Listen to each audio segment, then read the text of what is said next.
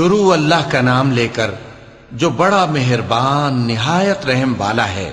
اے پیغمبر صلی اللہ علیہ وآلہ وسلم، لوگوں سے کہہ دو کہ میرے پاس وحی آئی ہے کہ جنوں کی ایک جماعت نے اس کتاب کو سنا تو کہنے لگے کہ ہم نے ایک عجیب قرآن سنا جو بھلائی کا رستہ بتاتا ہے، سو ہم اس پر ایمان لے آئے، اور ہم اپنے پروردگار کے ساتھ کسی کو شریک نہیں بنائیں گے، اور یہ کہ ہمارے پروردگار کی شان بہت بلند ہے، وہ نہ بیوی رکھتا ہے نہ اولاد، اور یہ کہ ہم میں سے کوئی بے وقوف اللہ کے بارے میں جھوٹ گھڑتا ہے، اور ہمارا یہ خیال تھا کہ انسان اور جن اللہ کی نسبت جھوٹ نہیں بولیں گے، اور یہ کہ بعض بنی آدم بعض جنات کی پناہ لیا کرتے تھے تو اس سے ان کی سرکشی اور بڑھ گئی تھی، اور یہ کہ ان کا بھی یہی اعتقاد تھا جس طرح تمہارا تھا کہ اللہ کسی کو نہیں زندہ کرے گا، اور یہ کہ ہم نے آسمان کو ٹٹولا تو اس کو مضبوط چوکیداروں اور انگاروں سے بھرا ہوا پایا، اور یہ کہ پہلے ہم وہاں بہت سے مقامات پر فرشتوں کی باتیں سننے کے لیے بیٹھا کرتے تھے، اب کوئی سننا چاہے تو اپنے لیے انگارہ تیار پاتا ہے، اور یہ کہ ہمیں معلوم نہیں کہ اس سے اہل زمین کے ساتھ برائی مقصود ہے یا ان کے پروردگار نے ان کی بھلائی کا ارادہ فرمایا ہے، اور یہ کہ ہم میں بعض نیک ہیں اور بعض دوسری طرح کے، ہمارے کئی طرح کے مذہب ہیں،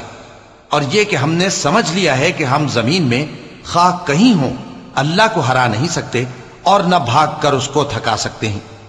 اور جب ہم نے ہدایت کی کتاب سنی اس پر ایمان لے آئے، سو جو شخص اپنے پروردگار پر ایمان لاتا ہے تو اس کو نہ نقصان کا خوف ہے نہ کسی طرح کے ظلم کا، اور یہ کہ ہم میں بعض فرما بردار ہیں اور بعض نافرمان ہیں، تو جو فرما بردار ہوئے وہ سیدھے رستے پر چلے، اور جو نافرمان ہوئے وہ دوزخ کا ایندھن بنے۔ اور اے پیغمبر صلی اللہ علیہ وآلہ وسلم، یہ بھی ان سے کہہ دو کہ اگر یہ لوگ سیدھے رستے پر رہتے تو ہم ان کے پینے کو بہت سا پانی دیتے تاکہ اس سے ان کی آزمائش کریں، اور جو شخص اپنے پروردگار کی یاد سے منہ پھیرے گا وہ اس کو سخت عذاب میں داخل کرے گا، اور یہ کہ مسجدیں خاص اللہ کی ہیں تو اللہ کے ساتھ کسی اور کی عبادت نہ کرو، اور جب اللہ کے بندے یعنی یہ پیغمبر صلی اللہ علیہ وآلہ وسلم اس کی عبادت کو کھڑے ہوئے تو کافر ان کے گرد ہجوم کر لینے کو تھے۔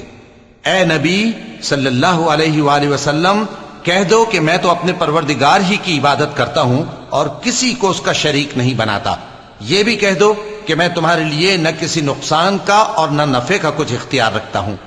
یہ بھی کہہ دو کہ اللہ کے عذاب سے مجھے کوئی پناہ نہیں دے سکتا اور میں اس کے سوا کوئی جائے پناہ نہیں پاؤں گا،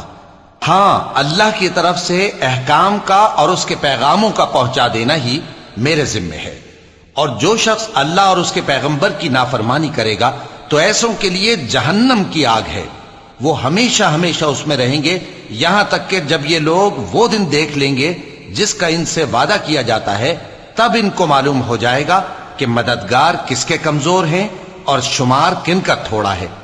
کہہ دو کہ جس دن کا تم سے وعدہ کیا جاتا ہے میں نہیں جانتا کہ وہ عنقریب آنے والا ہے یا میرے پروردگار نے اس کی مدت دراز کر دی ہے،